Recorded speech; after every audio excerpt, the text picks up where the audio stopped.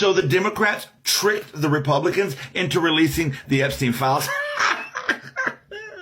So listen, the Oversight Committee was in session, but some of the Republicans went on break and the other Republicans stayed behind and the Democrats all stayed behind, and they looked to see which Republicans were there, and they knew which Republicans would vote yes and which would vote no for releasing the Epstein files. And they started counting. Oh my God, because some of these Republicans left, they're not going to be here to vote no. Let's do the vote right now. So they forced the vote and they were able to get a yes vote. I was able to speak to the ranking Democratic member from the Oversight Committee, Robert Garcia. Here's our conversation. It sounds like you've forced a vote to get the Epstein files released. Yeah, we did. I mean, we forced a vote. They had no idea it was coming in a committee and oversight.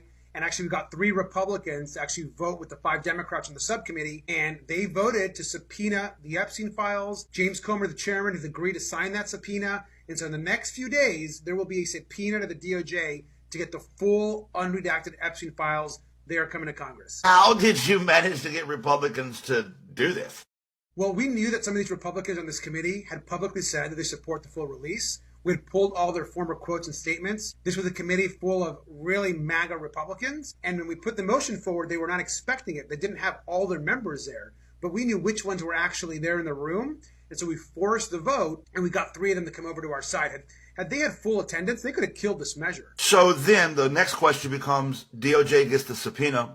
What? So DOJ will get the subpoena, and then we've asked Comer to essentially put a 30-day cap on it. We want the documents within 30 days of the issue of the subpoena. The DOJ has a responsibility with a subpoena to release those files. They don't have a choice. They don't have an option. So that is what we're trying to do and get done here. We are excited about this transparency for the American public. But most important, we're committed to justice for these victims. These people did horrific things, and they preyed on young children, on young girls, on women. And so we want justice for them and censure them.